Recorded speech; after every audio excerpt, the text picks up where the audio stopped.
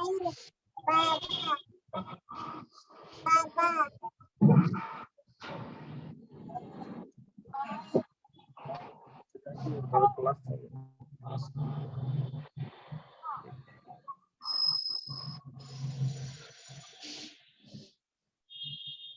जय Jinendra, Vardhaman education and research institute आप सभी का सहर्ष स्वागत करता है। श्रावक के 12 व्रत क्लास नंबर 22 में आप सभी का सहर्ष स्वागत है। एक साथ मथेन वंदामी, भावपूर्वक मथेन वंदामी, श्रद्धा पूर्वक मथेन वंदामी। हमारा हाँ, बोलिए शांतिनाथ भगवान की जय, आचार्य भगवंत की जय। नमो अरिहंताणं, नमो सिद्धाणं, नमो आयुर्याणं, नमो वज्रायाणं, नमो लोये सवसाहुणं। एसो कंचन मुक्कारो सर्व पावपणासनो, मंगलाणं च सव्येसिं परमं हवै मंगलम्, परमं हवै मंगलम्। श्री स्वामी महाराज आपकी आज्ञा, भगवान आपकी आज्ञा, गुरु जी महाराज आपकी आज्ञा। श्रावक के 12 व्रतों में पांचवें व्रत के बारे में विवेचन करने की आज्ञा चाहते हैं। गुरु दीपक गुरु चांदनो, गुरु बिना घोर अंधार।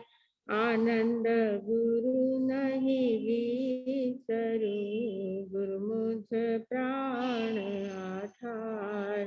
तपसी गुरु नहीं विसरू, गुरु मुझ प्राण आधार। गुरु माता नहीं विसरू, गुरु मुझ प्राण आधार। परम आदरणीय, परम वंदनीय, परम पूजनीय 2400 तीर्थंकर भगवान पंच परमेश्वर भगवान तथा ज्ञानी, ध्यानी, त्यागी, तपस्वी समस्त ऊर्जा महापुरुषों के चरणों में भावपूर्वक वंदन। आराध्य गुरुदेव पूज्य श्री आचार्य भगवान तपसी जी महाराज साहब, पूज्य श्री माता जी महाराज साहब आदि समस्त उपकारी चरणों में भावपूर्वक वंदन।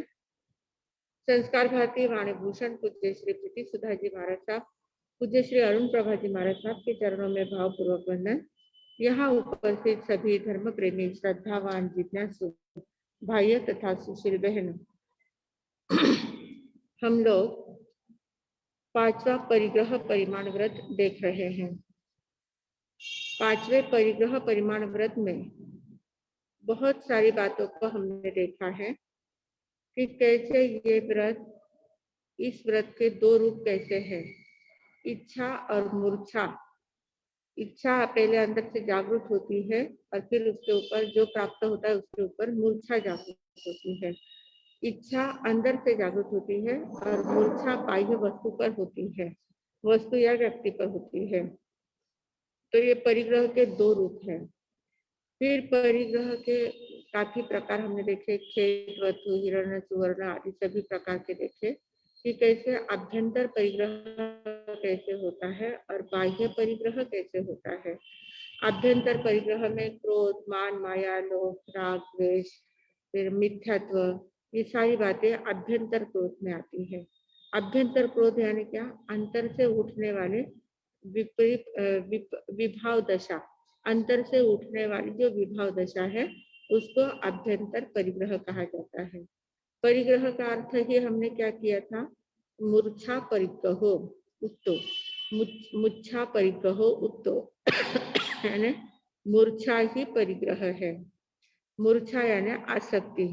जो वस्तु या व्यक्ति हमारे स्वामित्व की है, हम उसके ऊपर स्वामित्व जताते हैं।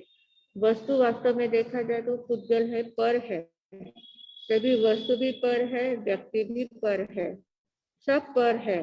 सिर्फ मैं स्वयं ही अलग हूँ, बाकी मेरे अलावा बाकी सब कुछ पर है। मेरी आत्मा ही अलग है, आत्मा ही चैतन्य में है और आत्मा के अलावा जितनी भी चीजें हैं सारी जड़ चीजें हैं, पर चीजें हैं। पर हम क्या करते हैं? हम सिर्फ आत्मा को ही नहीं पहचानते हैं, बाकी सभी चीजों का संग्रह भी करते हैं, उनके ऊपर मालकियत भी दिखाते हैं, उनके ऊपर आसक्ति भी रखते जाते हैं। तो हमारा ये स्वभाव जो है, पर को स्व मानना और स्व को भुला देना, ये जो हमारा स्वभाव है, इस स्वभाव के कारण परिग्रह वृत्ति हमारी बढ़ती जाती है। और परिग्रही वृत्ति जितनी जितनी बढ़ती जाएगी, उतने उतने हम स्व से दूर होते जाते हैं। स्व के पास आते ही नहीं है, पर में ही हमारी चेतना जाती है। तो पर में जितनी चेतना जाएगी, वो पर के समान ही होती जाएगी, वो स्व को पहचान नहीं पाएगी, तो दूर दूर चले जाते हैं, हम अपने से ही दूर चले जाते हैं। तो इस प्रकार इस व्रत से इसलिए हमें अपना परिचय हो, हम अपने को जान सके, अपने को मान सके, अपने को पहचान सके, इसके लिए इन व्रतों की आराधना भगवान ने बताई है। भगवान ने जो 2 मार्ग बताए हैं, आगार धर्म और अणगार धर्म। तो अणगार धर्म में तो सर्वथा परित्याग करना होता है, संसार का पूरी तरह से परित्याग करके पूरा साधना में जीवन बिताना होता है, साधक का जीवन होता है। महाव्रतों को ग्रहण करना है, सर्वथा हिंसा का त्याग, असत्य का त्याग, चोरी का त्याग, मैथुन का त्याग, परिग्रह का त्याग, पूरा पूरा संपूर्णतः त्याग है, वो अणगार धर्म है। पर आगार धर्म जो है, आगार धर्म में कुछ बातें छूट रखी है। जब तक श्रावक गृहस्थ अवस्था में है, तो गृहस्थ अवस्था में रहकर भी जो अनावश्यक बातें हैं, अनावश्यक दोष हमें जो लगते हैं, अनावश्यक चीजों में हमारी जो आसक्ति होती है, अनावश्यक चीजों के कारण हम जितने बेचैन होते जाते हैं, अनावश्यक चीजों को इकट्ठा करने की जो हमें आदत लग जाती है, तो ये सारी बातों पर कंट्रोल करने के लिए, अपनी इच्छाओं को, जो अमर्यादित इच्छाएं हैं, उनके ऊपर कंट्रोल करने के लिए, उनके ऊपर नियंत्रण लाने के लिए इन व्रतों की विधियां बताई गई है। तो ये जो 5वां परिग्रह परिमाण व्रत है, इस व्रत में सर्वप्रथम हमें एक बात ध्यान में लेना है कि हम जो भी कुछ कर रहे हैं, हमारे जीवन में जो जो भी कार्य हमारे द्वारा हो रहे हैं, उन कार्यों में हम कितने अटके हुए हैं, उन मतलब कार्य मतलब जो जो भी काम हमने किए हैं और जो जो भी इकट्ठा किया हुआ है, जिन जिन व्यक्तियों के साथ, वस्तुओं के साथ हमारा संपर्क आता जाता है, तो उस संपर्क में हम उसके ऊपर अपना स्वामित्व कितना जताते हैं, अपनी स्वामित्व की भावना कितनी है, अपने स्वामित्व की भावना हमारी कितने प्रमाण में है, यह हमें ध्यान में लेना है। अगर हमारा स्वामित्व की भावना अगर हमारी बढ़ जाती है, बहुत ज्यादा पॉजिटिव नेचर अगर हमारा ज्यादा हो जाता है, पॉजिटिवनेस बना हमारा अगर बढ़ जाता है, तो उसके कारण से क्या होता है, हम पर में अटकते जाते हैं।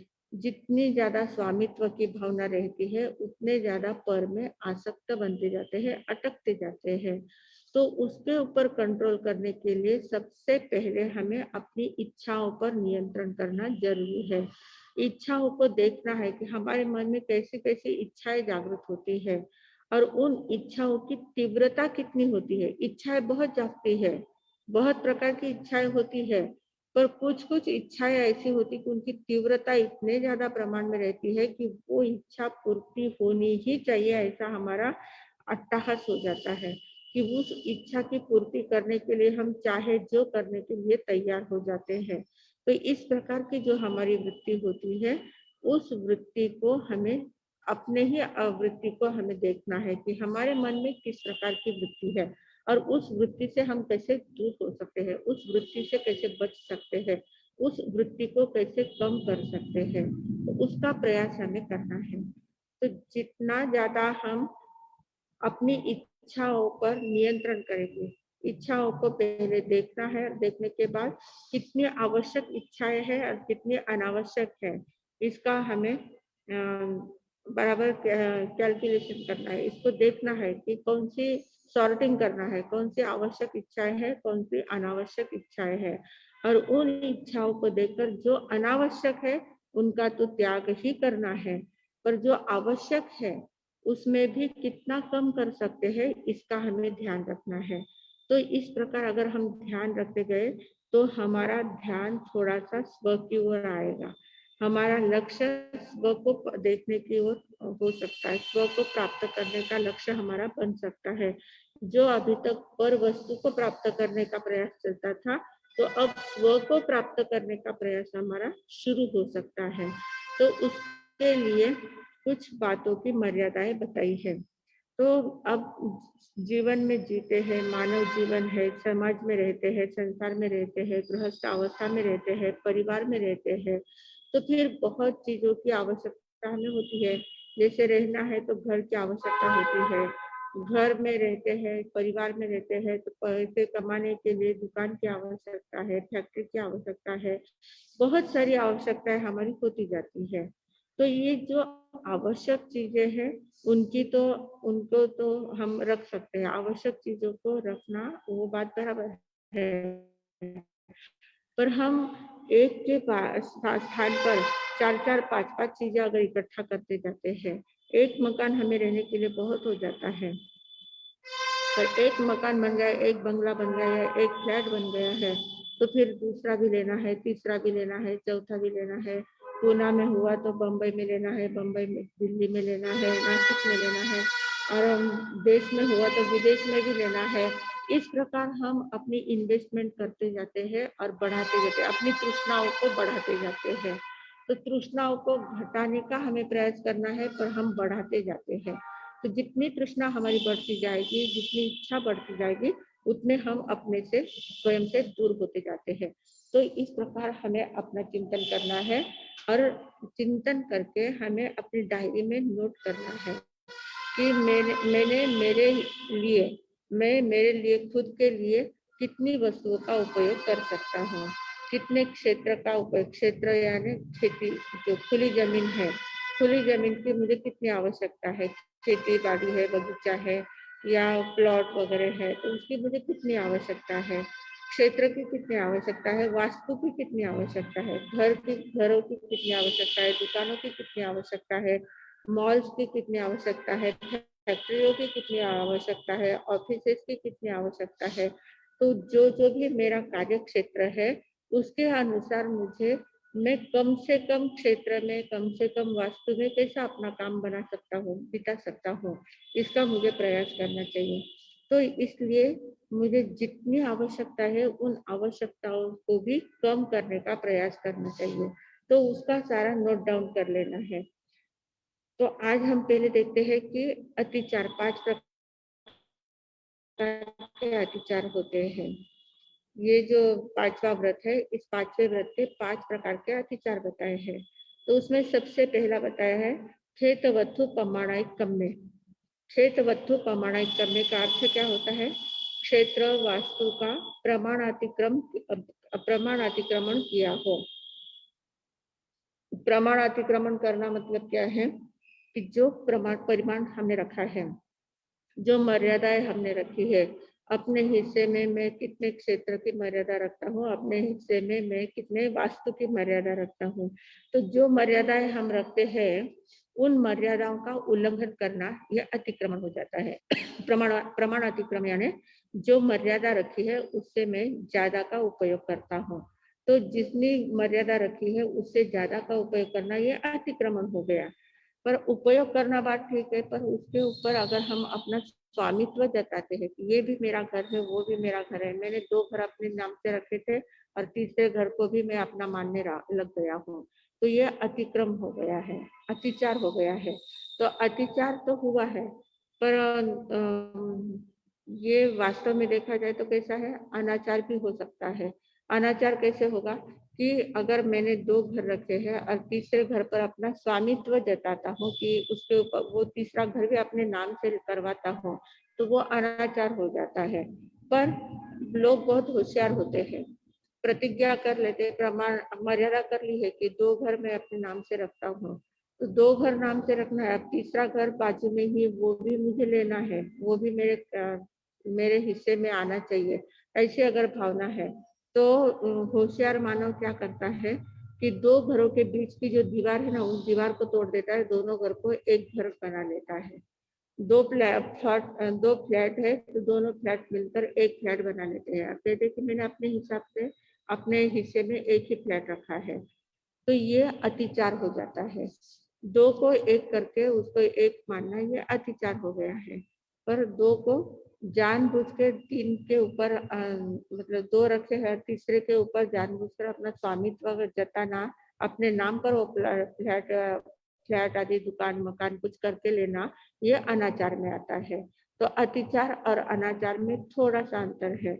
अतिचार अपने से मतलब बहुत बार क्या होता है, हम अपने नाम से करते हैं, पर अपने नाम से अब दो ही घर रखना है, तीसरा घर अगर लेना है तो मैं मेरे नाम से न लेते मेरे बेटे के नाम से, अपने बेटे के नाम से, बेटी के नाम से या पत्नी के नाम से, दूसरे के नाम से लेना, पर उसके ऊपर मालकियत अपनी जताना।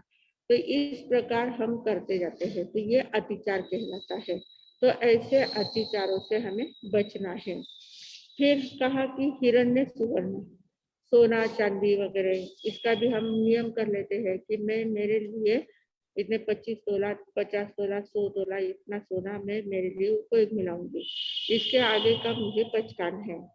तो इसके आगे का पचकान तो ले लिया है, पर पुण्यवाणी के कारण से या कुछ शुभ कर्म के कारण से या कुछ अंतराय टूट गई है, तो इसलिए आपको और ज्यादा मिल रहा है, प्राप्त हो रहा है। तो अब जैसे प्राप्त हो रहा है, हमने मर्यादा रखी थी 25 तोले की, 25 तोला सोना मतलब 250 ग्राम सोने की मर्यादा रखी थी। और 250 ग्राम से आगे अगर हमारे पास आता है तो हम क्या करते हैं, उसके ऊपर लालच तो होती ही है। सोना चांदी देखा तो बहनों का मन तो पिघलता ही जाता है, तो उनको मन पिघल गया है, वो लेना तो है, पर अब क्या करें, कैसे लगे, अपनी मर्यादा है। तो फिर क्या करना कि बेटी के नाम से वो ले लेना कि हाँ ठीक है, मैं तो नहीं उपयोग में लाऊंगी, मेरी बेटी उपयोग में लाएगी या मेरी बहू उपयोग में लाएगी, या उसके लिए मैं लेती हूँ, मेरे लिए तो नहीं लेती हूँ, मेरी तो मर्यादा है, पर उसके लिए मैं लेती हूँ। तो इस प्रकार जो भावना होती है कि मैं तो नहीं कर रही, पर मेरे अमुक व्यक्ति के लिए मैं कर रही हूँ, तो ये अतिचार में आ जाता है। इसको अतिचार कहते हैं। ये अतिक्रमण हो गया है, आपने जो मर्यादा की थी उसका अतिक्रमण हो गया है। आपके मन में भावना क्या है मेरा ही, पर मैं मेरी बेटी को दे रही हूँ, मेरे बहू को दे रही हूँ। मतलब देते हैं, पर उसके ऊपर अंदर से भाव होता है कि ये मेरा है, मैंने अपनी वस्तु इसको दी है। तो ये मेरेपन का जो भाव है वो अतिचार है। तो ऐसे अतिचार हमारे बहुत लगते जाते हैं। और अगर कोई कोई लोग क्या करते हैं कि मैंने 25 तोले की मर्यादा की थी, 250 ग्राम की मर्यादा की थी, पर अब तपश्चर्या की या और कुछ घर की वास्तु का कुछ काम निकला, ऐसा कुछ प्रोग्राम घर में निकला, बेटे बेटी की शादी कुछ निकली, और पियर वालों ने या दूसरे किसी ने भेंट वस्तु दी है, बेटे के ससुराल वालों ने या बेटी के ससुराल वालों ने या पियर वालों ने भेंट वस्तु दी है, तो फिर वो तो कैसे हम ठुकरा सकते हैं, तो उसको तो लेना ही पड़ेगा। तो पहले तो 25 तोले की मर्यादा की थी और 10 तोला और मिल गया है, तो उसको भी रख लिया, तो ये अनाचार हो जाएगा। इसको अनाचार कहते हैं। अगर आपको वे 10 तोला रखना है तो पहले अपने 10 तोला किसी को दे दो, अपने 10 तोला किसी को दे दो, और पूरा सिर्फ 25 तोला ही आपके हिसाब आपके अधिकार में रहना चाहिए। इस प्रकार का ध्यान रखना होता है। अगर नया कुछ मिलता है, वो आपको चाहिए, उसके ऊपर आपकी लालच है, आपको अच्छा लग रहा है, आपको लेना पड़ रहा है, तो पहले अपनी ओर से अपने पास जितना है उसमें से उतना बात में निकाल दो, उतना किसी को दे दो, फिर वो नया आप ले सकते हैं। कुल मिलाकर आपको 25 का 25 ही रखना है, उससे ज्यादा नहीं रख सकते। तो इस प्रकार अगर ज्यादा रखते हैं तो वो अतिचार या अनाचार का दोष उसमें लगता है। फिर तीसरी बात है धन धान्य प्रमाणित करने, धन और धान्य का प्रमाण अतिक्रमण करना। जो प्रमाण रखा है, परिमाण रखा है, उस परिमाण का अतिक्रमण करना। अब धन यानी संपत्ति, अपने हिस्से में कुछ 10 करोड़ रखे हैं, 5 करोड़ रखे हैं, 2 करोड़ रखे हैं, 1 करोड़ रखे हैं, या 50 लाख रुपए, जितना भी आपके अंतराय टूटने के कारण से आपको जितना मिला है उतना आपने मर्यादा की है। मर्यादा करने के बाद अगर आपके पास धन बढ़ता है कहीं से आ जाता है, तो तुरंत उसको दान दे देना चाहिए। उसके ऊपर आपका मालकी हक नहीं होना चाहिए, उसके ऊपर स्वामित्व नहीं जताना है। ये मेरे हिस्से के पैसे हैं, ऐसा बिल्कुल भी नहीं आपके मुंह से निकलना चाहिए। ठीक है, उन्होंने दिया है तो वो तुरंत दान दान देकर त्याग कर देना चाहिए, किसी को दे देना चाहिए, अपने हिस्से में नहीं रखना है। तो अगर आप अपने हिस्से में वो पैसे नहीं रखते हैं तो आप बराबर व्रत नियमों का पालन करते हैं। पर अगर वो पैसे आप नहीं रख सकते हैं, आप अपने बेटे के पास, किसी के पास रखे, या जो देने वाला है उसको कहते कि अभी रहने दो तुम्हारे पास, जब मुझे लगेगा तब मैं ले लूंगी। तो अभी उनके पास रखे हैं, पर अपने पैसे उनके पास रखे हैं, मेरे नाम से इतने पैसे उनके पास रखे हैं, तो उसके ऊपर मेरा ही स्वामित्व हो गया है। फिर जब मुझे आवश्यकता लगेगी तब मैं उनके पास से वे पैसे ले सकती हूँ। इस प्रकार ये जो लेन देन का व्यवहार होता है, ये जो रखने का व्यवहार होता है, इसको अतिक्रमण कहते हैं। ये अतिक्रमण है, ये अतिचार लगता है, इसमें अतिचार का दोष लगता है। तो एकदम क्लियर हिसाब चाहिए, मेरे हिस्से में इतने करोड़, मेरे इतने लाख, इतने करोड़ रखे हैं ना, तो बस इसके अलावा एक भी पैसा आता है तो वो मैं दान में दूंगा। जो जितने भी पैसे आएंगे उतने सारे मैं दान में दे दूंगी, मेरे हिस्से में नहीं रखूंगी। तो इस प्रकार की भावना हमारी होनी चाहिए। धन धान्य, घर के जो अनाज की वगैरह जो भी मर्यादा हमने अपने लिए की हुई है, उसमें भी बढ़ाना नहीं है। अगर कहीं से बढ़ जाता है तो उसमें मर्यादा करके उसको प्रमाण में रखना है, जितना बढ़ा है उससे ज्यादा दान में दे देना चाहिए, ताकि वो फिर बैलेंस बराबर हो सकता है। तो धन धान्य प्रमाणित करना। फिर है द्विपद चौपद प्रमाणित करना। द्विपद और चौपद का प्रमाण अतिक्रमण होता है। द्विपद चौपद का प्रमाण अतिक्रमण कैसे होता है? अब जैसे घर में कोई नौकर चाकर रखे हैं, नौकर, बहुत लोगों को बहुत शौक होता है, घर में 2 व्यक्ति होते हैं पर 5 नौकर 10 नौकर रख लेते हैं, तो नौकरों का ही पूरा आवागमन घर में रहता है। तो ऐसा मतलब बिना काम, वो एक प्रतिष्ठा का विषय बन जाता है कि आपके घर में कितने लोग काम करने वाले हैं, आपके सहयोग करने वाले लोग कितने हैं, कर्मचारी वर्ग कितना है, तो ये एक प्रतिष्ठा का विषय बना लेते हैं और बिना काम अनावश्यक लोगों को घर में रखते हैं और उनको पालते हैं। तो उनके ऊपर अपना मालकी हक जताते हैं कि ये मेरे नौकर है, मेरे घर में इतने नौकर है, मेरे घर में इतने काम करने वाले लोग हैं। तो इस प्रकार उसमें अहंकार को हम पुष्ट करते जाते हैं। तो नौकरों की भी मर्यादा करनी है। अब जैसे 2 नौकर घर में रखने की मर्यादा कर ली है कि घर में 2 ही लोगों को, रोज के काम के लिए 2 लोग, और कभी कुछ का आवश्यकता पड़ी तो ज्यादा लोगों को रखना हो तो दूसरे लोग ध्यान रखेंगे, पर मैं मेरे अधिकार में 2 लोगों को ही रखूंगी। इस प्रकार का नियम कर लिया है। और अब जैसे 2 नौकरों को रखा है, 2 जेंट्स अगर रखे हैं, तो वो उनके बीवी बच्चे भी उनके साथ रहने वाले हैं, तो बीवी बच्चे अब उनके साथ रहते हैं, तो उनको भी घर में रखना, उनके द्वारा भी काम करवा लेना, पर कहना सिर्फ 2 नौकरों का काम, 2 ही नौकर मेरे पास है। उनके बीवी बच्चों से भी काम करवा रहे हैं, तो बीवी बच्चों से काम करवा रहे थे ये, हाँ बाहर से वो वापिस आज थोड़ा सा डिस्टरबेंस हो रहा है। हाँ, तो जितने नौकर रखे हैं तो उनके बीवी बच्चों को भी अपने अधिकार में रखना, उनसे काम करवाना, पर कहने के लिए 2 ही नौकर है, तो ये अतिचार हो जाता है। तो ऐसा अतिचार, ये अतिचार का दोष लगता है। तो इस प्रकार ध्यान रखना है, 2 नौकर रखे हैं तो 2 का ही काम कर, 2 से ही काम करवाना है, उनका उनके ऊपर ही मालकी हक जताना है। बाकी उनके आश्रित जो लोग हैं उनके ऊपर हमारा मालकी हक नहीं होना चाहिए। वैसे ही जो जानवर अगर रखते हैं, गाय भैंस वगैरह जो भी घर में पालते हैं, तो अगर आजकल तो नहीं ज्यादा पाले जाते, पर अगर कोई पालते हैं तो अगर हमने कुछ मर्यादा की है, जानवरों की मर्यादा की है, तो फिर उनके बछड़े वगैरह हो जाते हैं तो उनको हम गिनते ही नहीं है, उनकी गिनती नहीं होती है, उनके ऊपर मालकी हक हमारा होता है पर उनकी गिनती नहीं करते हैं।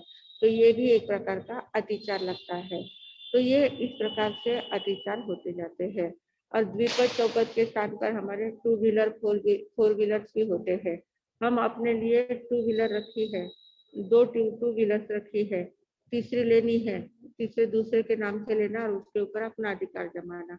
फोर व्हीलर अपने नाम से जितनी रखी है उतनी ठीक है, पर अधिक अपने को फोर व्हीलर चाहिए तो दूसरे के नाम से लेना और उसके ऊपर अधिकार अपना जताना, तो ये भी अतिचार के दोष लगते हैं।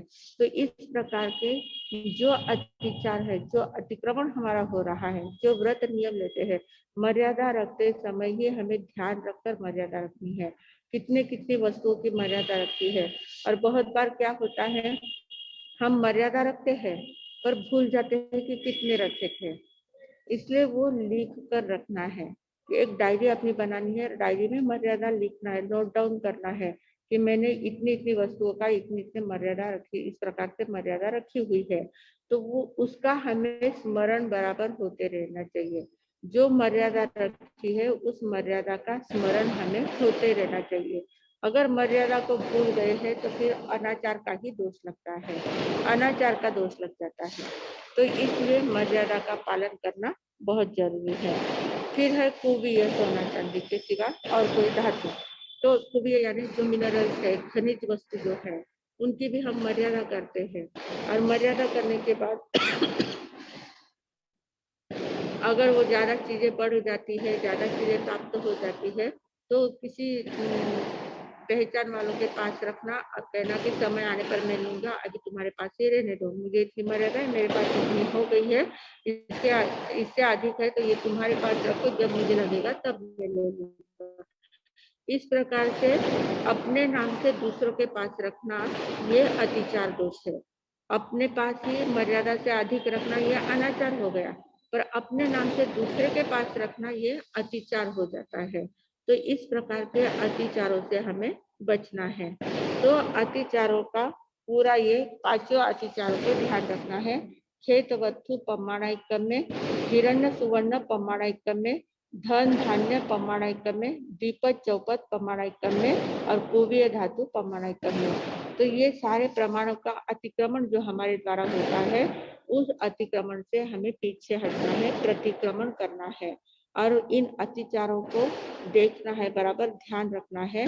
जब हम व्रत लेते हैं, व्रत लेते समय उत्साह के साथ लेते हैं, पर पालन करते समय भी हमें उसका ध्यान रखना चाहिए कि कौन से व्रत में कहाँ मुझे भंग तो नहीं लग रहा है, कहीं दोष तो नहीं लग रहा है, कहीं मेरा अतिचार तो नहीं हो रहा है। इस प्रकार जागृति हमें पूरी रखनी है। जागृति के साथ जब हम व्रतों का पालन करते हैं तो हम उत्कृष्ट श्रावक श्राविका कहलाते हैं। पूरा पूरा ध्यान रखकर जब पालन होता है तो वो श्रावक श्राविका कहलाते हैं। तो जो व्रतधारी श्रावक होते हैं, श्रावक या श्राविका होते हैं, उनका कर्तव्य होता है कि वे अपनी तृष्णा को घटाते जाए, अपनी इच्छाओं को कम करते जाए, सीमित करते जाए, कामनाओं को कम करते जाए और संतोष वृत्ति को बढ़ाते जाए। अपने अंदर में संतोष वृत्ति बढ़नी चाहिए, समाधानी बनना चाहिए। समाधान जो जितना प्राप्त है उतना पर्याप्त है, जितना प्राप्त हुआ है, जितना मिला है, भाग्य से जितना मिल गया है उतने में आनंद मनाना है। उतने में हम अगर आनंद मनाते हैं तो हमारे जैसा सुखी संसार में कोई नहीं रहता है। पर हम दुखी कब बनते हैं, जब हमारी, हाँ अब बाहर में बहुत पटाख की आवाज है, वो आ रही है, ठीक है, मेरी आवाज तो आ रही है ना? हाँ, तो समाधानी बनना है, हमें समाधानी वृत्ति रखना है, समाधानी वृत्ति बढ़ानी है। और जितने हम समाधानी रहते हैं, जितने हम संतोषी वृत्ति से रहते हैं, उतने हम सुखी बनते जाते हैं। क्योंकि हमें बाकी किसी प्रकार से कोई लेना देना नहीं होता है। जब हमारी संतोष वृत्ति हमारे पास होती है तो संतोषी वृत्ति के समान कोई दूसरी संपत्ति हमारे पास नहीं है। संतोष यह सबसे श्रेष्ठ संपत्ति है। जितना प्राप्त होता है उसी में, जितनी वस्तुएं है उतने में हमारी पूर्ति बराबर हो सकती है। हम लोग विहार करते हैं और हमारे बड़े महाराज साहब जो है, प्रीति सुधा जी महाराज साहब, उनको लोगों का जो जीवन है वो जीवन देखने की बहुत इच्छा रहती है। मतलब बहुत बार वो ऐसा कुतूहल रहता है कि लोग कैसे, गरीब लोग जो होते हैं वो कैसे अपना जीवन जीते हैं, कैसे अपनी छोटी, इतना छोटा सा उनका संसार होता है, इतने कम उनके पास बर्तन होते हैं, इतना कम सामान होता है, फिर भी वो कैसे उसमें अपना पूरा एडजस्ट करते हैं और कैसा जीवन जीते हैं। ऐसा देखने की उनको बहुत अच्छा, मतलब देखने की इच्छा रहती है और वो देखते रहते हैं। तो ऐसे ही एक बार हम बिहार करके गए थे, संगमनेर के पास गए थे। एक बुआ का झाप करके एक ऐसी टेकरी थी, वहाँ एक छोटी सी बस्ती थी। उस बस्ती में गए और वहाँ हमको रुकना पड़ा था। तो वहाँ मतलब छोटा सा स्थानक जैसा बना हुआ है, झोपड़ी जैसा ही स्थानक बना हुआ है। तो वहाँ पर हम लोग रुके थे। तो उस स्थानक के बाजू में ही एक छोटी झोपड़ी थी। उस झोपड़ी में एक बहन थी, पूरा परिवार मतलब उसका रहता था। और वो बहन बहुत अच्छी थी, मतलब परिचित थी, बहुत बार आना जाना होता था, तो उस बहन से परिचय हो गया था। तो हम लोग जिस दिन गए थे उस दिन योगा उसके यहाँ उसको बड़ी रसोई बनानी थी, पूरन पोली की रसोई बनानी थी। पूरन पोली महाराष्ट्र में बहुत ज्यादा फेमस है और वो पूरन की रसोई उसको बनानी थी। अब हमारी जो बहनें होती है, पूरन पोली की रसोई बनाना मतलब इतना ज्यादा उसका ताम झाम होता है, बहुत सामान होता है, बहुत कुछ, इतने बर्तन, इतना सब कुछ बहुत निकलता है और बहुत कुछ करता है। अब उस बहन को रसोई बनानी थी, उसके पास सिर्फ एक भगोना था, एक तवा था, ऐसा उनका थोड़ा सा ऐसा गोल तवा होता है, कढ़ाई जैसा थोड़ा सा तवा होता है। और ऐसे 2-3 बर्तन उसके पास है। चम्मच भी ज्यादा नहीं थी, चम्मच भी एक ही छोटा सा चम्मच था। और बाकी ऐसे झारा वगैरह कुछ भी नहीं था तलने के लिए। तो उस बहने, बड़े मार साहब उसके उसकी झोपड़ी में जाके बैठे, वो रसोई बना रही थी, वो देख रहे थे कि कैसी रसोई बनाती है। इतना कम सामान उसके पास था। तो उसने क्या किया, वो जो छोटा सा तवा तवा एक था उसके पास, उस तवे में उसने थोड़ा सा तेल डाला, तेल डाल के फिर उसमें वो जो तलने का जो सामान था, कुछ कुरडई वगैरह जो भी तलते हैं, पापड़ वगैरह, वो सारा तल एक एक डाल के तल तल के निकालते थे। और तलने के बाद उसको निकालने के लिए उसके पास चम्मच भी नहीं था, तो उसने एक लकड़ी लाई, छोटी सी लकड़ी लेके आई और उस लकड़ी से वो एक एक निकालती गई। ऐसा करके उसने पूरा तलने का काम कर लिया। फिर उसी में थोड़े से उसने बड़े भी तल लिए। और फिर वो जो तेल बचा था उसी में उसने वो सब्जी छोड़ दी, आमटी जो कहते हैं पूरा पोली के साथ। तो वो आमटी उसी में छोड़ दी, उस तवे में ही, वो गोल तवा था ऐसा कढ़ाई जैसा, उसी में उसने आमटी छोड़ दी और एक छोटे से बर्तन में निकाल के रख दी। और फिर उसके बाद छोटी सी पराठे, उसमें आटा ओसन के उसने वो पूरन का काम कर लिया और पोलिया, उसमें पोलिया भी बना ली। इतना पूरी रसोई करी, 4-5 बर्तन उसके पास थे।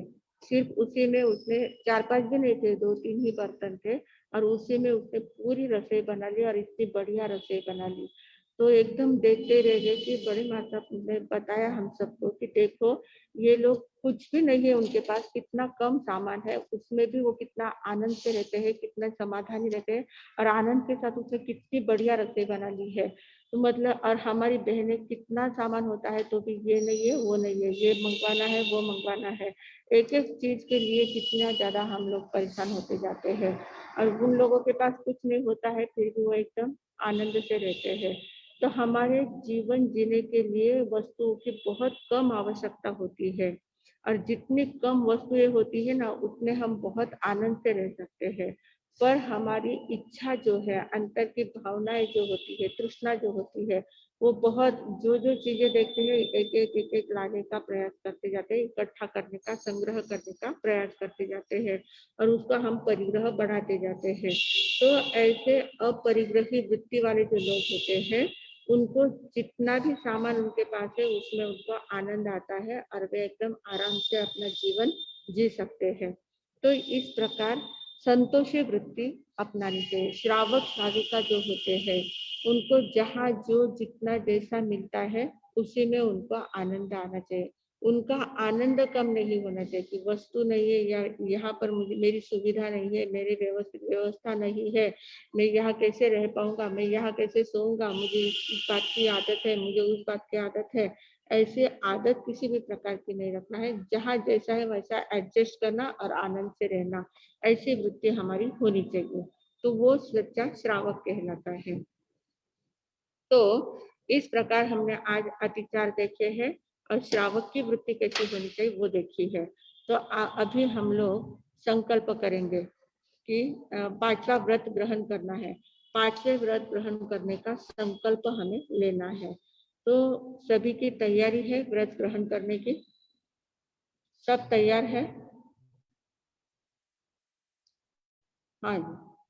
तो अब 5वें व्रत को हम देखेंगे। 5वें व्रत में हम पहले देखते हैं कि व्रत ग्रहण करना है। तो सभी लोग अपना वीडियो चालू रखेंगे तो अच्छा रहेगा। वीडियो चालू रखा तो सब दिखेंगे बराबर कि हाँ ले रहे हैं करके। हाँ हाँ जी। तो अब व्रतों को हमें ग्रहण करना है।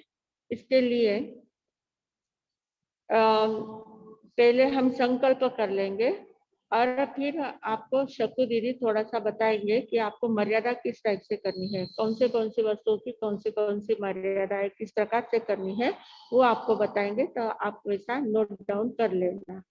तो पहले हम संकल्प करेंगे। तो पहले हम देखते हैं कि इस व्रत ग्रहण करने की विधि क्या है।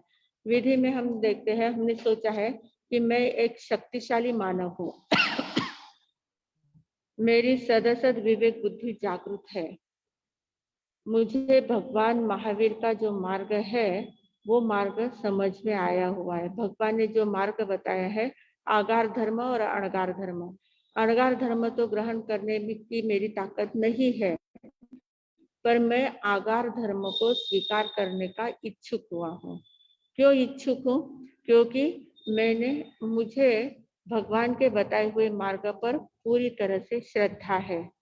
पूरी तरह से श्रद्धा है, प्रतीति है, रुचि है, मुझे अच्छा लगता है।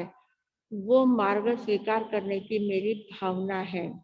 इसलिए हम कहते हैं सद्दहामि पत्यामि रोयमी फासेमी पालेमी अणुपालेमी तम धम्मम यानी वह भगवान ने जो धर्म बताया है उस धर्म पर मैं श्रद्धा करता हूँ, प्रतीति करता हूँ, रुचि रखता हूँ, पालन करने की इच्छा रखता हूँ। अनुपालन यानी बार बार उसका पालन करने की इच्छा रखता हूँ। फिर सद्धंतो पतियंतो रोयंतो फासंतो पालंतो अणुपालंतो। श्रद्धा रखकर, प्रतीति रखकर, रुचि रखकर मैं भगवान महावीर के तीर्थ में प्रवेश करते हुए 5वीं पादान पर चलने का संकल्प करता हूँ।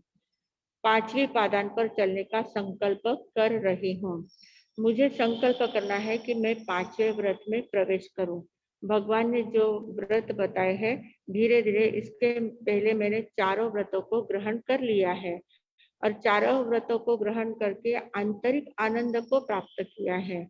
व्रतों का पालन व्यवस्थित कर रहा हूँ और व्रतों का पालन करते करते अंतर के आनंद का अनुभव भी मुझे हो रहा है।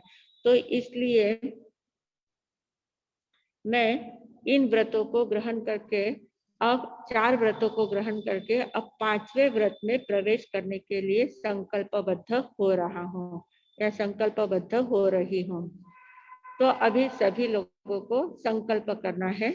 श्री मिंदर स्वामी जी महाराज आपकी आज्ञा, भगवान आपकी आज्ञा, गुरु गुरुनी जी महाराज आपकी आज्ञा, मैं 5वें व्रत का संकल्प करने के लिए 5वें व्रत में प्रवेश करने के लिए संकल्प करने की आज्ञा चाहता हूँ, आज्ञा चाहती हूँ। तो अब संकल्प हम करेंगे। पहले मैं बोलती हूँ फिर आप लिखते जाओ या बोलते जाओ। मैं पहला संकल्प, मैं आभ्यंतर एवं बाह्य परिग्रहों की मर्यादा करती हूँ या मर्यादा करता हूँ। मैं आभ्यंतर और बाह्य परिग्रहों की मर्यादा करती हूँ या करता हूँ। फिर दूसरा संकल्प है, मैं आवश्यकता से अधिक तो नहीं, आवश्यकता से अधिक तो नहीं, बल्कि कम वस्तुओं का, आवश्यकता से अधिक तो नहीं ही, पर आवश्यकता से कम वस्तुओं का संग्रह करूंगी या करूंगा। और दूसरे में ही है, और अनावश्यक विषयों का कचरा अपने मन में संग्रहित नहीं करूंगी। अनावश्यक वस्तुओं का कचरा अपने मन में संग्रहित नहीं करूंगी या नहीं करूंगा।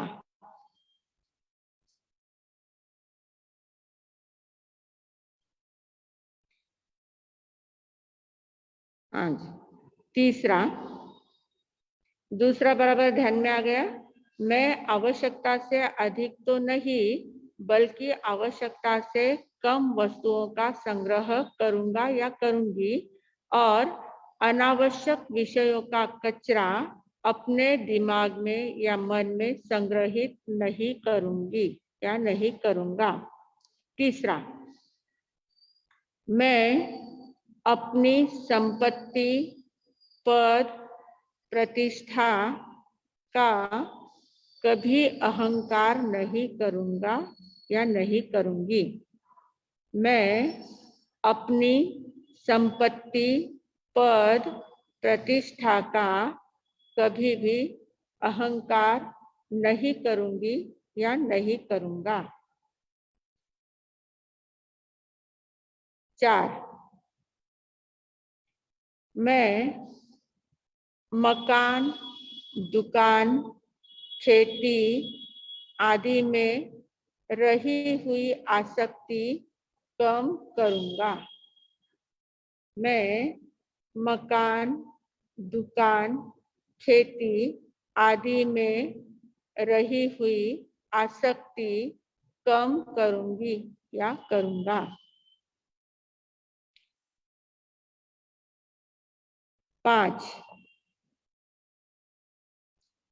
5वां व्रत, धर्मार्थ के लिए बोला हुआ पैसा घर में नहीं रखूंगा। कहीं भी दान के लिए जो भी हम बोलते हैं, दान जब बोला जाता है तो दान में बोली हुई रकम हमें तुरंत वहां दे देनी चाहिए, उसको घर में नहीं रखना है। जितने दिन तक हम दान में बोली हुई संपत्ति घर में रखते हैं, उतने दिन तक वो ब्याज सहित हमारे ऊपर कर्ज बढ़ता जाता है। उसको तुरंत दे देना है। जब भी हम बोलते हैं तो तुरंत उसको दे देना है, उसको रखना नहीं है। तो धर्मार्थ बोला हुआ पैसा घर में नहीं रखूंगा। फिर 6, मैं गलत रास्ते से पैसे नहीं कमाऊंगा या पैसे नहीं कमाऊंगी। मैं गलत रास्ते से पैसे नहीं कमाऊंगा या नहीं कमाऊंगी। और 7वां है,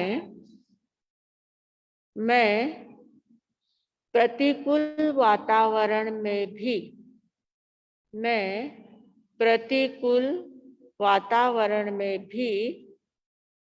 तीव्र कषाय नहीं करूंगी या नहीं करूंगा। मैं प्रतिकूल वातावरण में भी तीव्र कषाय नहीं करूंगी या नहीं करूंगा। ये 7 प्रतिज्ञाएं हमने देखी। इन 7 संकल्पों को हम ग्रहण कर रहे हैं।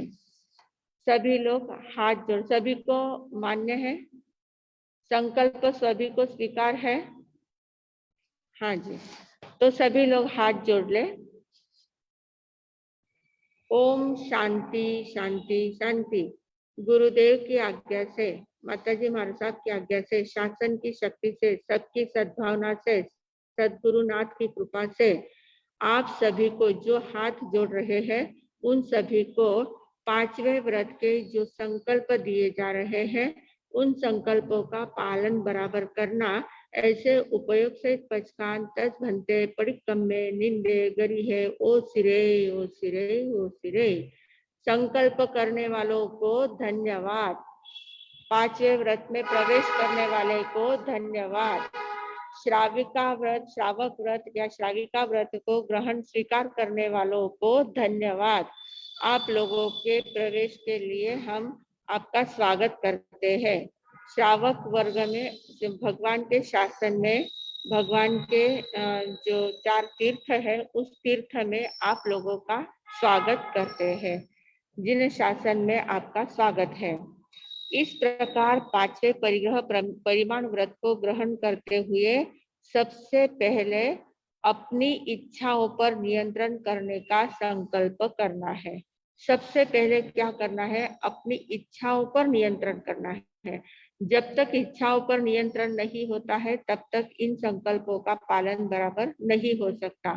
परिग्रह परिमाण व्रत को हम बराबर ग्रहण नहीं कर पाते हैं।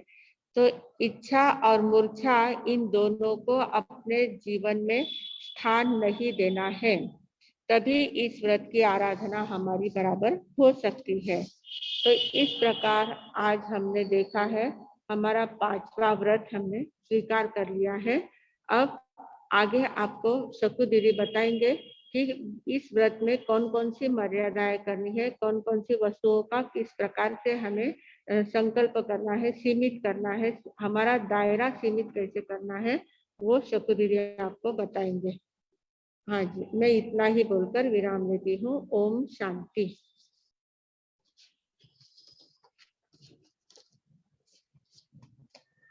अनम्यूट करो शकुता।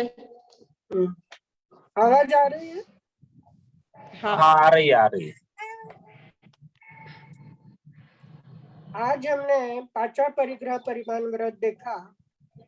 2 बातें है, इच्छा और मूर्छा। इच्छा अंतर से उठती है और मूर्छा यानी आसक्ति।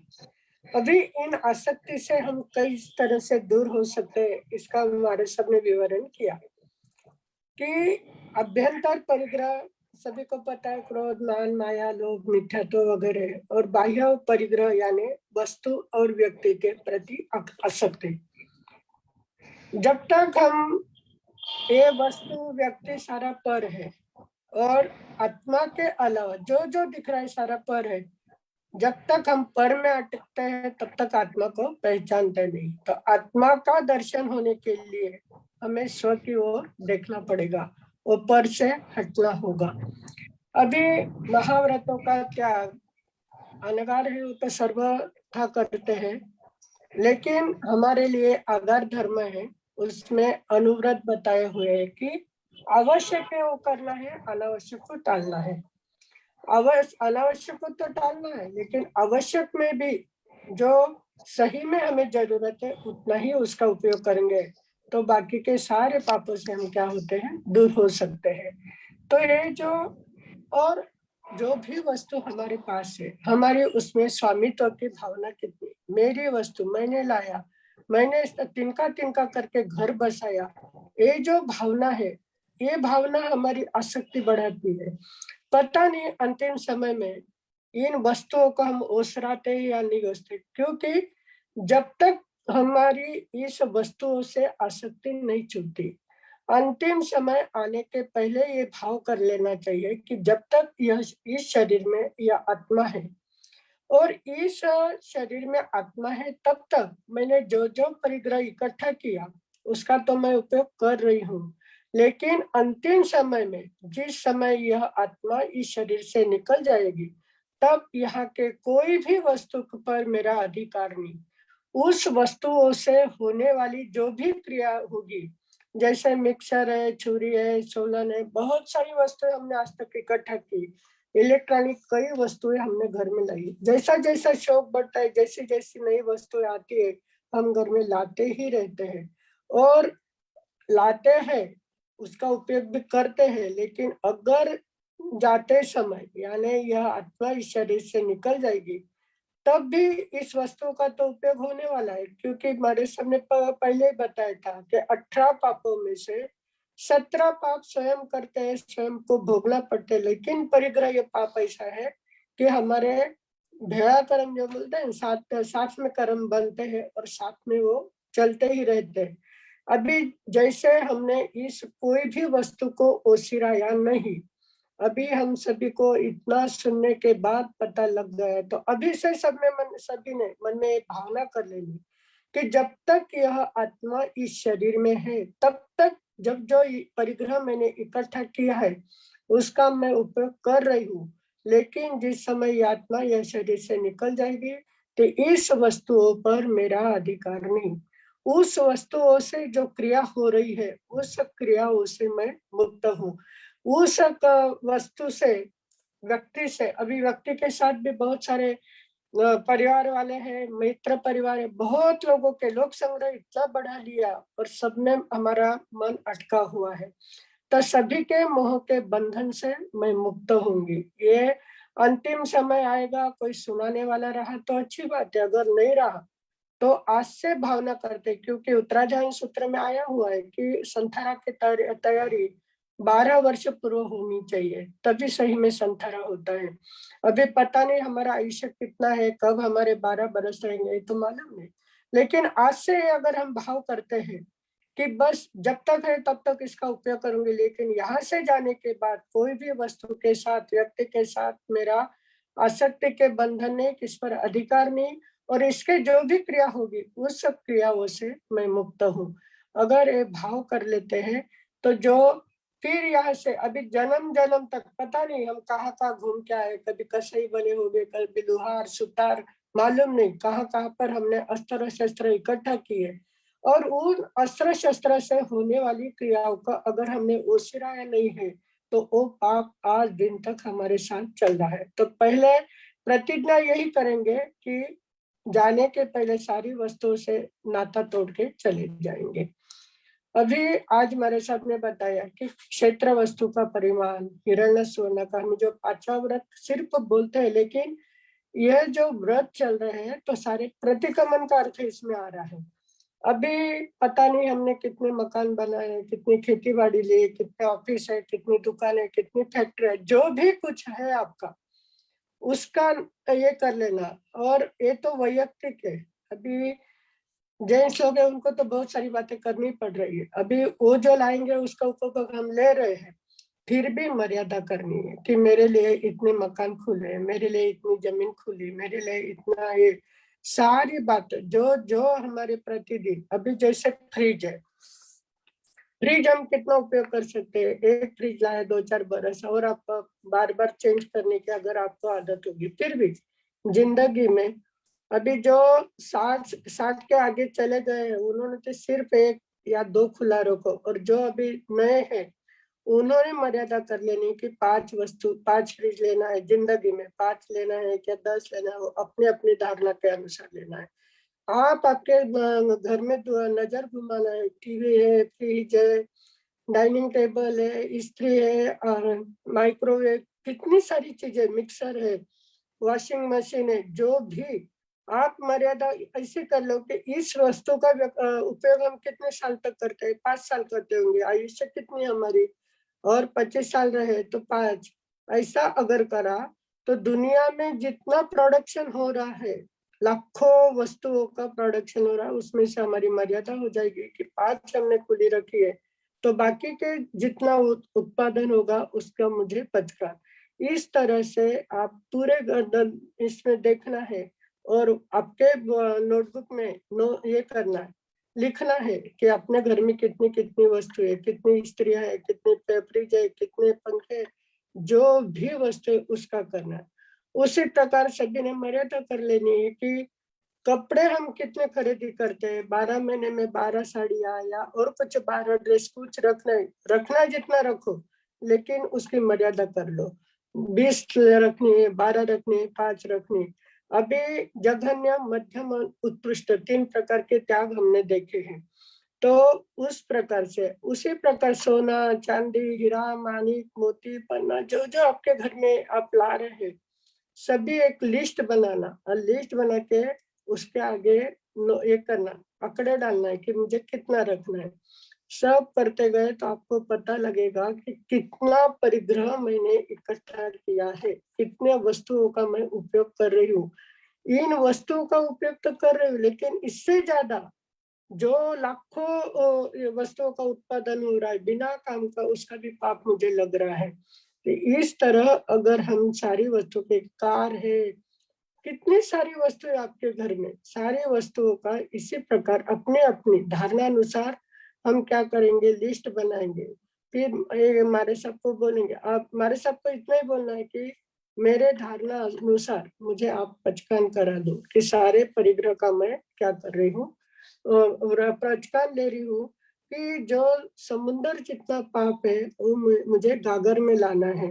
तो गागर में लाने के लिए आपको क्या करना पड़ेगा, सारा चिंतन मनन करना पड़ेगा और विचार करना है कि अभी इससे ज्यादा आवश्यक मुझे नहीं है। अनावश्यक वस्तु का आज तक मैंने बहुत ज्यादा संग्रह कर लिया, अभी इसमें से मुझे जो मुझे मेरे लिए आवश्यक है उसमें से मैं कैसे कम कर सकती हूँ। यह उत्कृष्ट त्याग अगर हमारा होगा तब हम सही अर्थ में श्रावक व्रत ग्रहण करने के पात्र बनते हैं। तो कल किसी ने पूछा था, तो इस तरह से सारी वस्तु के आप लिस्ट बनाओगे और फिर हमारे सबको खाली बोलना है कि हमारे साहब मैंने जो जो धारणा कर ली उतना अगर रख कर मुझे आप क्या कर दो, पचकान दे दो। तो हमारे साहब उसका आपको कल या जब आने वाले समय में जिसने लिस्ट बनाई है उन्होंने धारणा करके हमारे सबको बोलना है और उन्हीं से पचकान लेना है। तो तभी हमारा पांचवा व्रत ग्रहण करने का सार्थ होगा। जब तक हम इस बातों पर चिंतन करेंगे नहीं, दुनिया है, आपके पास पैसा है, वस्तु बाजार में इतनी ज्यादा आजकल आ रही है कि जो जो देखते मोह हो जाता है, उठा उठा के घर में लाते हैं।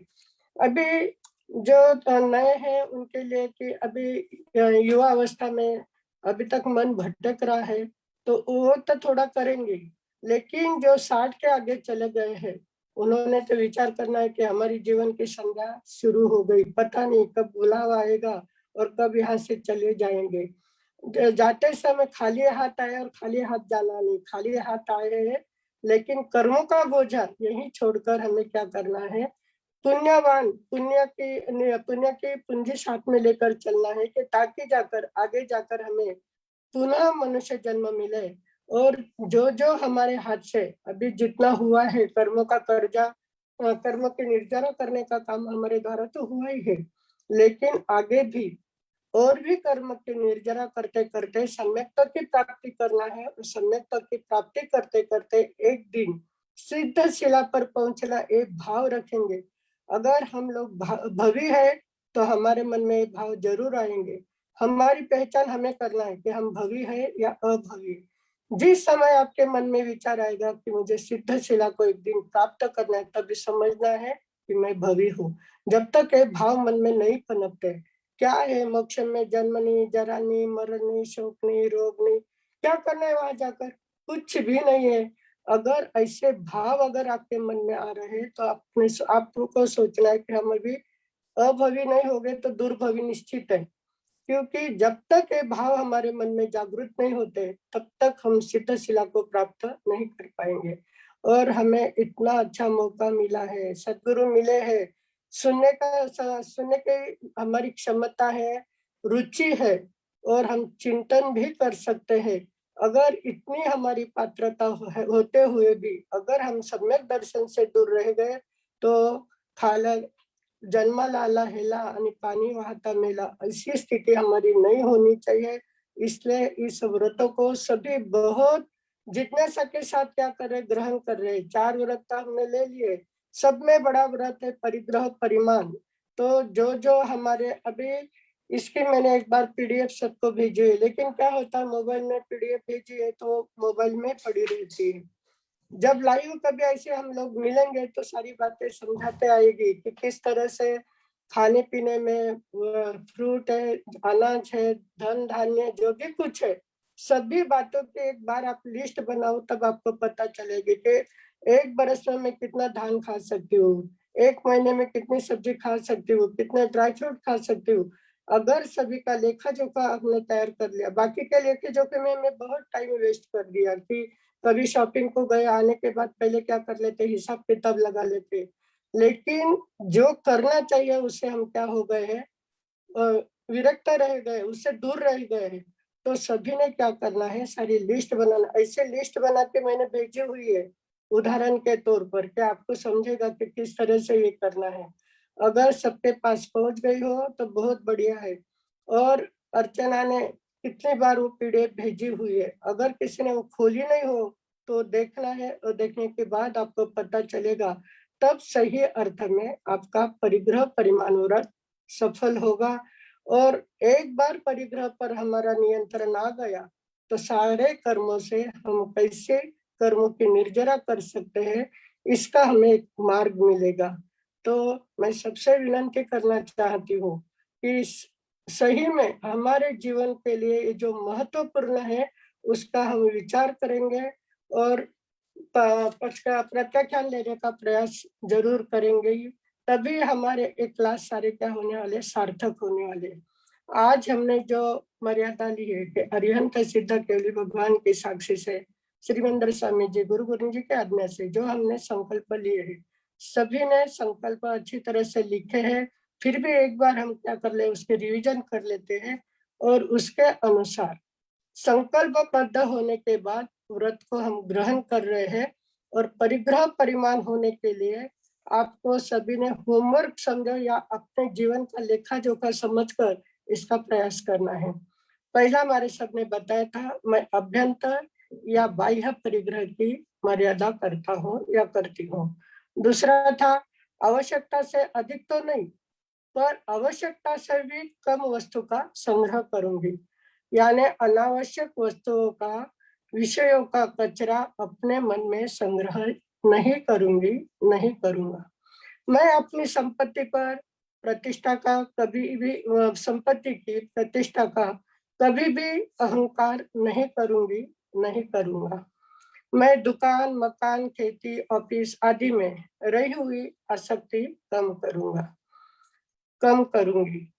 धर्मार्थ में बोला हुआ पैसा घर में नहीं रखूंगी। आवेश में आकर, भावना में आकर, श्रद्धा से हम बोल जाते हैं, लेकिन बोलने के बाद अगर वो हमारा पूरा नहीं हुआ तो कर्ज के साथ पता नहीं किस द्वार से हमारे हाथ से ये संपत्ति निकल जाती है। तो जिसने जहां जहां पर धर्मार्थ के लिए बोला होगा तो देने का प्रयास करना है।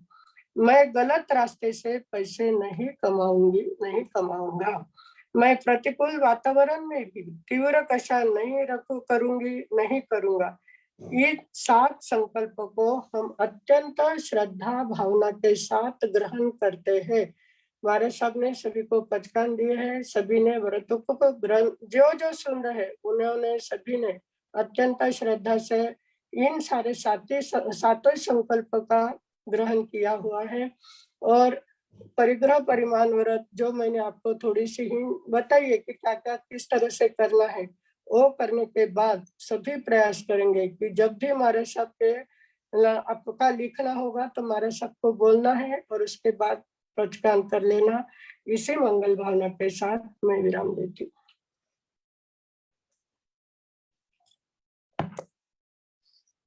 धन्यवाद मासी जी। आगे हैंडरेज में एक हैंडरेज दिख रहा है हमें, उनका एक ले लेते हैं और काफी समय हो गया है। हाँ, ओके कीजिए वहाँ।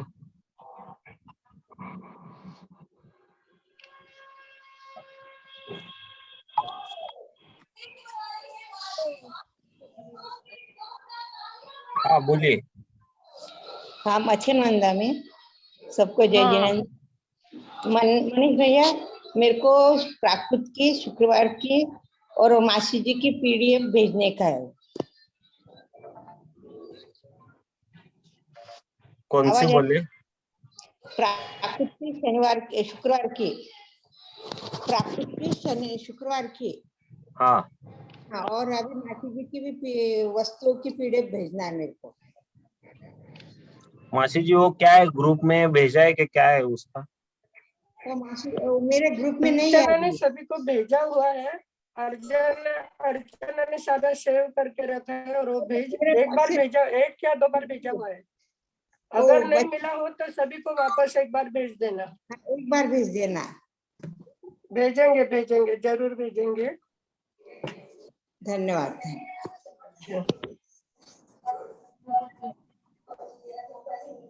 महेश भैया, ये सारा सेव करके रखा हुआ है ना अर्चना ने? मुझे पूछना पड़ेगा एक्चुअली। ठीक है, हाँ चलेगा। जी नहीं जी, होगा तो फिर भेज देंगे वापस। हाँ हाँ ओके। आगे शोभा जी, काफी समय हो गया है, थोड़ा संक्षिप्त हाँ पूछिए। हाँ, खाली महाराज साहब जी मथे वंदामी, मुझे कुव्य धातु नहीं समझा। कुव्य धातु, कुव्य धातु का अर्थ होता है जो खनिज वस्तुएं होती है ना, मतलब कुएं में से निकलने वाली या जो जमीन के अंदर से खोद के जो निकलती वस्तुएं है, निकलने वाली वस्तु होती है। कोयला होता है या खनिज धातु बहुत होते हैं, सोना चांदी, सोने की खदान होती है, चांदी की खदान होती है। खदान में से निकलने वाली जो वस्तु होती है उसको कुव्य बोलते हैं। तो सोना चांदी का स्पेशल लिया हुआ है, अन्य जितने भी धातुओं का होता है उसको कुव्य सोना चांदी के सिवाय और धातुओं का कहा जाता है। अच्छा अच्छा। और महाराज साहब जी, ये मासी जी ने बोला तो वो 1 साल के हिसाब से लेना है कि जावत जीवन तक का लेना है? जावत जीवन तक लेना तो अच्छा, ज्यादा अच्छा रहता है ना। तो वो अपन कितने साल जिएंगे उसका, वो कितने?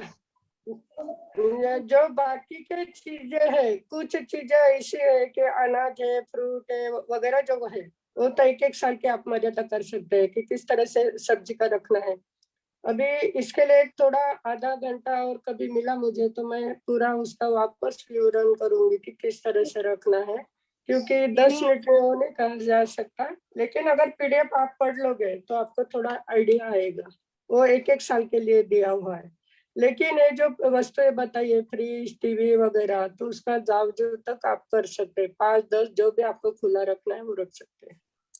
अच्छा, ये उपयोग, उपभोग, परिभोग, यानी उपभोग खाने पीने का साल तक लेना है, और ये जो बाकी की वस्तुएं, उद्गल वस्तु, ये दूसरा फ्रीज बीज, उनका जावत जीवन तक लेना। हाँ, और ये जो 12 महीने का करते हैं आप, तो उस तारीख को वापस उसका ये करना कि अगले साल के लिए वापस ये ले लेना। जो लिखा हुआ है ये मेरा 1 साल का था, और अभी इसमें से और मैंने कुछ कम कर दिया, तो वो नाम लिखकर अगले साल के लिए ले लेना। थैंक यू मासी जी।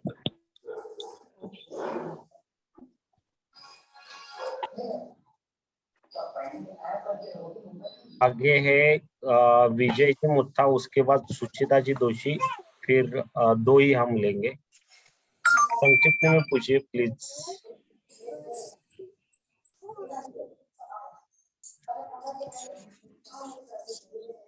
विजय जी ओके कीजिए, वहाँ अनम्यूट कीजिए। हाँ बोलिए।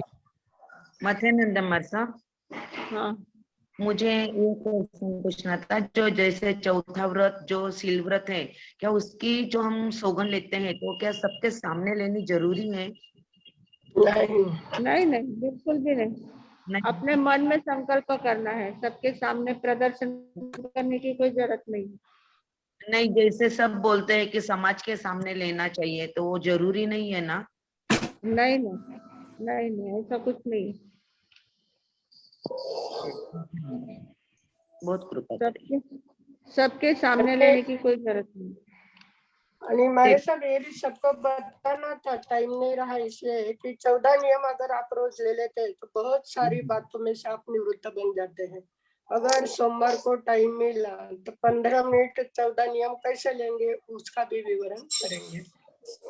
हाँ जी, चलेगा। चलो, थैंक यू विजय जी। आगे सुचिता जी दोषी। हुआ क्या है?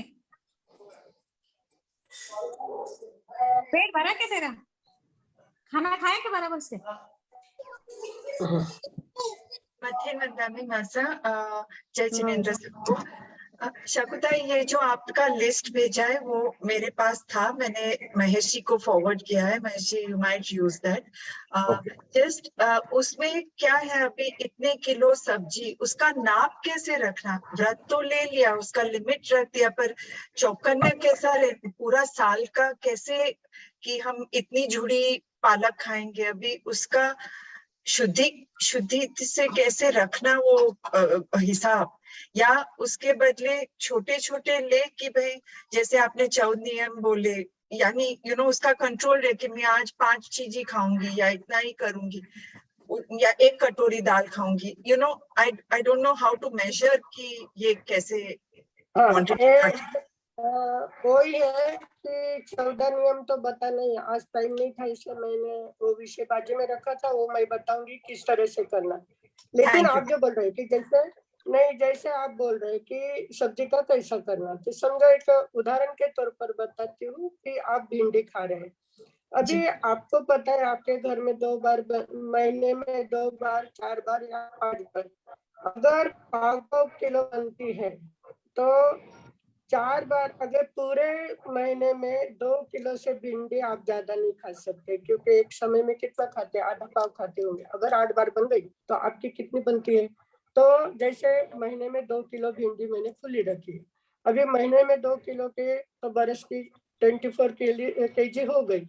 24 केजी भिंडी अगर मैं खुली रखती हूँ 1 साल के लिए, तो पूरे साल में जितना लाखों टन का उत्पादन हो रहा है, तो मुझे पाप कितना लगेगा? 24 किलो का। और उसके नीचे मैं एक नोट डाली हुई कि इतना तो मैंने अगर रखा है, लेकिन इसमें से भी जो मैं उपयोग करूंगी उतना ही दोष मुझे लगेगा। तो उस प्रकार जितनी सब्जियां हैं, अभी भिंडी है, तुरई है, और भी जो मटर है, जो भी हम महीने में 1 बार कितना खा सकते हैं? अगर इसका हमने थोड़ा चिंतन किया तो 2 किलो से हम ज्यादा खा ही नहीं सकते एक दिन। अगर सब्जी की ज्यादा किसी को ये रहेगी तो आपके अनुसार, फिर 1 महीने में अगर मैं 2 तो 12 महीने में 24, तो उतना अगर मैं तो लाखों टन जो हो रहा है उसमें से कितना पाप लगेगा? खाली 24 किलो का ही लगता है। उस तरह से करना है। और जो मैंने भेजी हुई पीडीएफ है, इसके वो कैसा है कि लाइव बैठ के मैं समझा सकती हूँ। अभी खाली पीडीएफ भेज दिया तो आप लोगों के ध्यान में नहीं आएगा वो। हम घर में भी देखते हैं, समझो घर में 10 किलो आटा पिसा के लाए, लेकिन हम कितना खाते हैं? रोज 2 रोटी 4 रोटी कुछ खाएंगे। तो महीने के 2 किलो गेहूं खा सकते हैं क्या? 3 किलो खा सकते हैं। तो 1 साल का हिसाब करना, तो उतना 1 साल के लिए उतने ही पाप के भागीदार हम बनते हैं। अगर हमारा खुला है तो जितना हो रहा है उसका सभी का पाप हमें लगता है, इसलिए नहीं, वो तो सही है कि खुला तो नहीं रखना है, पर मुझे इतना भी लिमिट ज्यादा नहीं रखना था कि मैं केयरफुल न रहूं। थोड़ा अपने आप पे थोड़े काबू रखूं, थोड़ा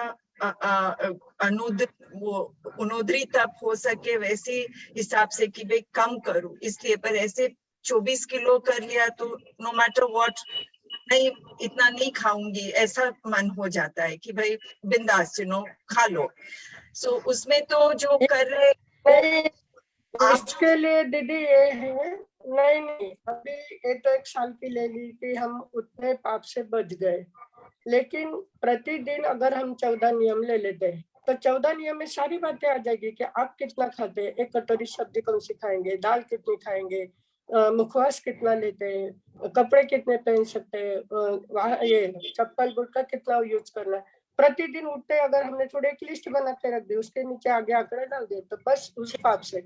और दूसरा महत्वपूर्ण ये है कि प्रतिदिन हम अगर बाहर नहीं जा रहे तो क्षेत्र मर्यादा यानी क्या कि आपके घर में आप जब तक हो उतने बाहर की दुनिया में जो भी कुछ हो रहा है सारे पाप से हम बच जाते हैं। तो क्षेत्र मर्यादा रोज की करनी है आपको। बाहर जाना है तो उसके लिए अगर है कि कभी कोई कारण जाना पड़ा या आपको पता है कि आज हमें घूमने जाना है, आज कुछ कर, लेकिन रोज रोज उठ के नहीं जाते। जब हम घर में तब क्षेत्र की मर्यादा कर लेंगे तो बाहर के सारे पापों से हम बच सकते हैं। इस तरह के पचकान करने हैं। मंडे को टाइम रहा तो और भी मैं बताती हूँ। Thank you so much. जय जिनेंद्र। मथिन मना हाँ,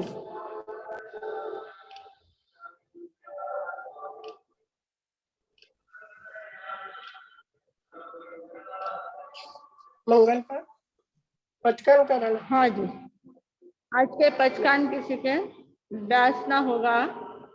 ओम शांती शांती शांती उगयसुरे व्यासनारा दोटक उपरांत दिवसना तीन आराधना 24 पचकान अनर्थना भोगनम सहसागारणम सव समाहिवत गारणम ओसिरे ओसिरे ओसिरे। आज का एकासना, कल का एकासना ओम शांति शांति शांति उगयसुरे एकासनारा एकटक उपरांत दिवसना तीन आराधना 24 पचकान अनर्थना भोगनम सहसागारणम सव समाहिवत गारणम ओसिरे ओसिरे ओसिरे। कल का उपवास है किसी का। ओम शांति शांति शांति उगयसुरे उपवासम पचखे दिवसना तीन आराधना 24 पचकान अनर्थना भोगनम सहसा कारणम सव समाहिवत गारणम ओसिरे ओसिरे ओसिरे। तपश्चर्या करने वालों को धन्यवाद। हाँ जी, ओम शांति शांति शांति गुरुदेव की आज्ञा से चत्तारी मंगलम अरिहंता मंगलम। हाँ, नौका ओम शांती शांती शांती उगयसुरे नौकारची पोरशी 1.5 पोरशी 2 पोरशी आपापल्या प्रमाणे उपेक्षित पचकान अस्नम पाणम खायमम सायमम अनर्थना भोगनम सहसा गारणम सव समाहिवत गारणम ओसिरे ओसिरे ओसिरे।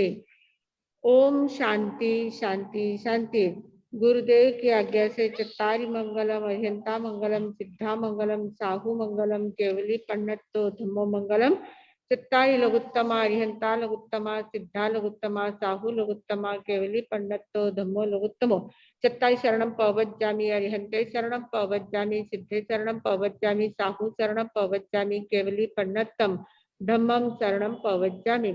4 मंगल 4 उत्तम 4 शरणा दुख हरणा सुख करना और शरणा कोई जो भवित प्राणी आदरे तो अक्षय अमर पद। बोले भगवान महावीर स्वामी की जय। आचार्य भगवंत की जय। पूज्य श्री माता जी महाराज साहब की जय। संस्कार भारती वाणीभूषण पूज्य श्री प्रीति सुधा जी महाराज साहब की जय। सब साधु संतन की जय। पूज्य श्री अरुण प्रभा जी महाराज साहब की जय। आज के आनंद की जय।